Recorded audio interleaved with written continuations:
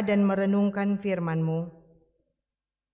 Kami mohon kiranya Roh-Mu bekerja bagi kami semua. Mampukan kami menyelami kehendak-Mu lewat firman yang akan kami baca dan renungkan bersama di saat ini. Untuk hamba-Mu yang Engkau pakai di pagi hari ini, Tuhan Yesus, hamba penuh dengan segala kelemahan dan kekurangan. Saat ini Tuhan, hamba mohon, urapi hamba-Mu, tutup bungkus hamba-Mu dengan Roh Kudus-Mu, agar hamba dapat memberitakan firman-Mu sesuai dengan kehendak-Mu. Buat jemaat yang akan mendengarkan firman-Mu, berkati jemaat-Mu, agar kami semua dapat mengerti firman Tuhan yang akan disampaikan. Biarlah lewat firman-Mu ini, kami akan semakin mengerti maksud Tuhan dalam kehidupan kami. Ini doa kami Tuhan, kami sambut firman-Mu saat ini. Dalam nama Yesus kami berdoa. Amin. Markus 15 ayat 1 hingga ayat yang ke-15. Untuk teknis pembacaan Alkitab kita di pagi hari ini, saya akan membacakan ayat yang berangka ganjil dan jemaat membacakan ayat yang berangka genap. Yesus di hadapan Pilatus. Pagi-pagi benar, imam-imam kepala bersama tua-tua dan ahli-ahli Taurat dan seluruh mahkamah agama sudah bulat mupakatnya. Mereka membelenggu Yesus, lalu membawanya dan menyerahkannya kepada Pilatus.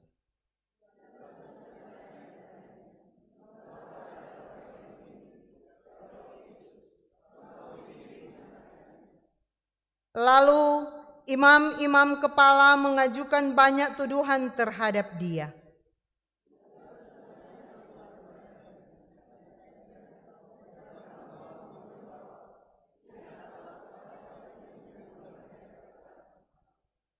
Tetapi Yesus sama sekali tidak menjawab lagi, sehingga Pilatus merasa heran.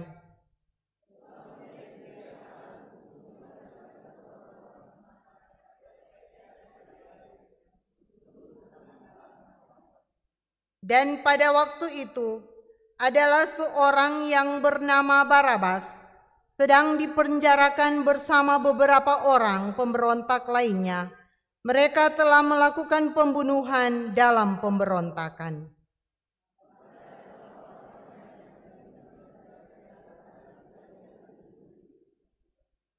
Pilatus menjawab mereka dan bertanya, "Apakah kamu menghendaki supaya kubebaskan raja orang Yahudi ini?"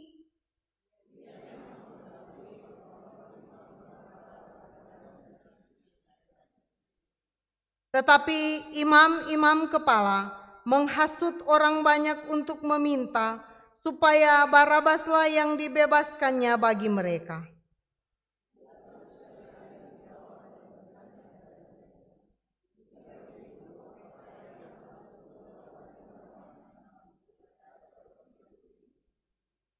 Maka berteriak lagi katanya, "Salibkanlah Dia."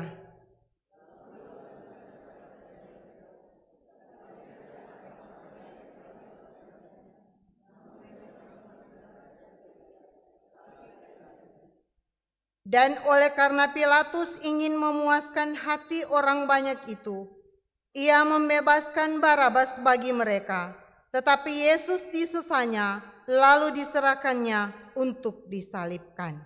Sampai di sana pembacaan Alkitab kita di pagi hari ini. Salam sejahtera untuk kita semua. Shalom.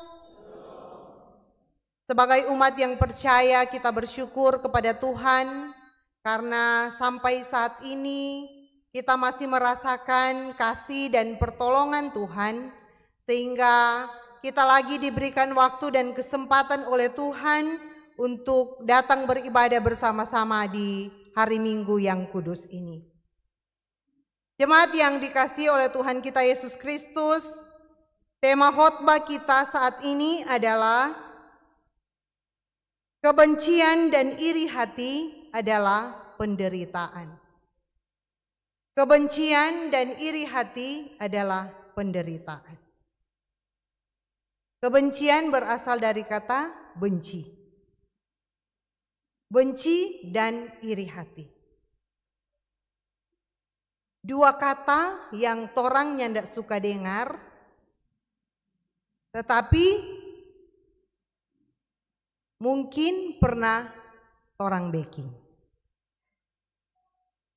Pembacaan Alkitab saat ini bercerita tentang Yesus. Saat Yesus dibawa menghadap Pilatus untuk diadili. Detik-detik menuju penyaliban Yesus makin mencekam. Diskusi para imam-imam kepala, tua-tua dan ahli-ahli Taurat, seluruh mahkamah agama sudah sepakat untuk menghukum Yesus. Pagi-pagi benar mereka sudah membawa Yesus ke Pilatus. Tuduhan palsu pun tentang Yesus mereka sampaikan. Hati mereka telah dipenuhi rasa benci kepada Yesus. Tidaklah mudah berhadapan dengan suatu persoalan hidup di mana kita dipersalahkan, tapi tidak jelas letak kesalahan yang kita lakukan. Mungkin saat ini ada orang yang hadir yang pernah merasakan hal ini. Seperti yang dialami oleh Yesus. Dengan tuduhan-tuduhan yang tidak jelas dituduhkan kepada Yesus. Tapi dari hal ini Yesus sadar bahwa dia harus melalui proses ini. Karena itu sudah ada dalam rencana Allah. Meskipun itu tidak mudah. Tetapi proses inilah yang memampukan Yesus mengalami penderitaan lahir dan batin. Pilatus merasa heran kepada Yesus karena Yesus hanya diam dan tidak berontak. Pilatus heran dan penasaran dengan sikap Yesus. Sebab jauh di lubuk hati Pilatus tersimpan kebenaran tentang Yesus. Tetapi Pilatus tidak sanggup menyampaikannya kepada teman-teman penguasa pada saat itu. Pilatus hanya memilih aman. Lebih memilih asal semua orang senang. Dan Pilatus pun aman. Sikap Pilatus sering terjadi dalam kehidupan kita. Orang diam, padahal orang setahu salah, karena orang takut, orang mau serang orang.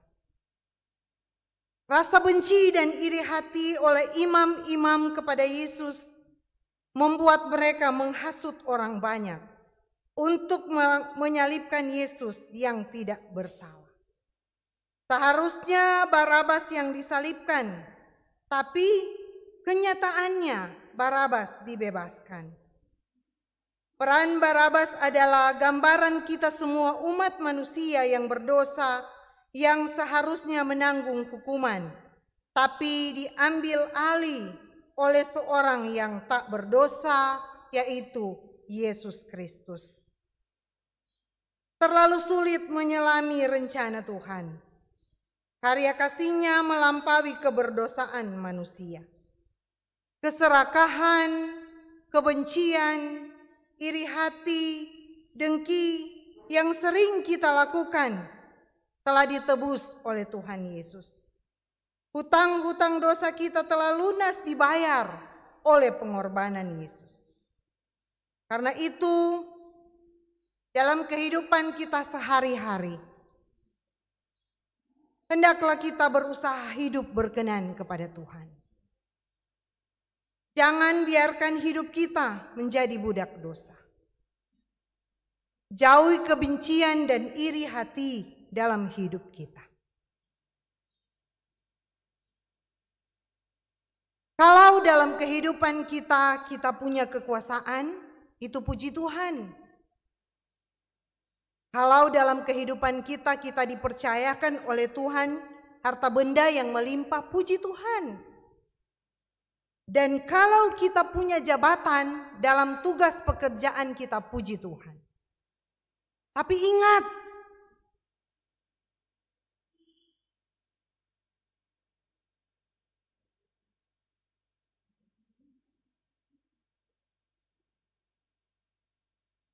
jangan sampai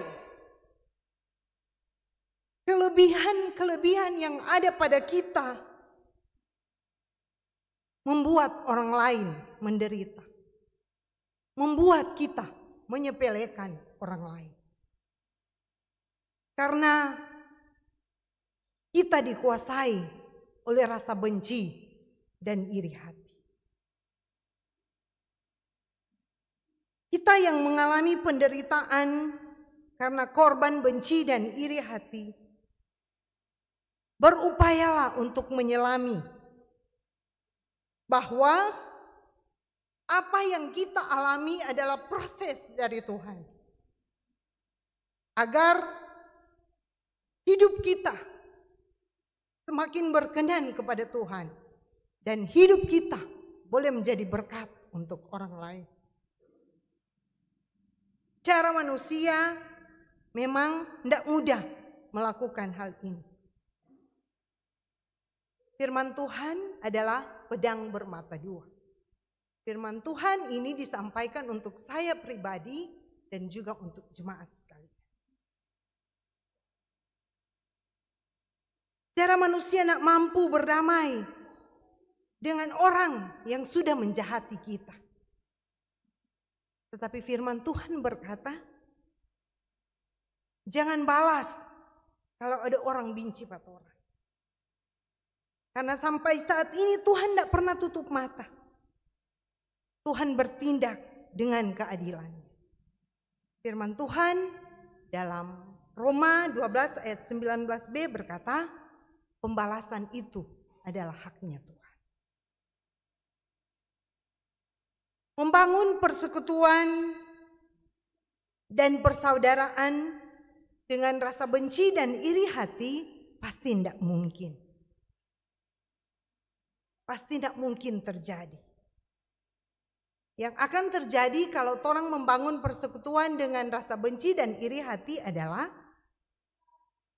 susah lihat orang senang, senang lihat orang susah. Jauhi kebencian dan iri hati. Sebab sikap ini akan membawa kita berhadapan dengan kesulitan diri sendiri. Berusahalah untuk berpihak pada yang benar. Dan tetap fokus pada rencana Tuhan dalam kehidupan kita, yaitu keselamatan kekal. Sekalipun harus berhadapan dengan realita kehidupan yang tidak sesuai dengan yang kita harapkan. Tetapi teladan Yesus yang tetap fokus pada rencana Tuhan dapat menjadi sesuatu yang berarti bagi kita. Sekalipun kita dicela, kita dihina, kita difitnah, ataupun kita dituduh. Sikap Yesus diam, bukan berarti dia kalah. Tetapi Yesus tahu mana yang lebih bermakna untuk dilakukan, yaitu tetap fokus pada rencana Tuhan. Jemaat yang dikasihi oleh Tuhan kita Yesus Kristus, berusahalah untuk hidup dalam kehendak Tuhan. Sekalipun ada masalah, ada persoalan yang harus kita hadapi, tetapi teladan Yesus menjadi fokus kita. Seperti yang dialami oleh keluarga besar Suot Mononimbar ketika dipanggil pulangnya mama oma terkasih, itu adalah rencana Tuhan dalam kehidupan keluarga besar Suot Mononimban. Tetap fokus pada rencana Tuhan agar kita mengerti maksud Tuhan dalam kehidupan kita. Biarlah Tuhan Yesus yang berperan dalam kehidupan kita hari lepas hari. Saat ini kita memasuki penghayatan Minggu Sengsara yang ke-7. Hari Jumat kita akan berada pada Jumat Agung. Mari kita renungkan bersama. 33 tahun ia mempersiapkan diri. 3,5 tahun ia menyampaikan kabar sukacita. 30 keping perak ia dihianati. 3 kilometer ia pikul salib. 3 paku ditancapkan di tubuhnya. 3 liter darah dicurahkan. 3 hari ia ada pada kematian. Dan pada hari ini ada kata yang mau ia sampaikan pada kita. Aku mengasihi kamu. Amin.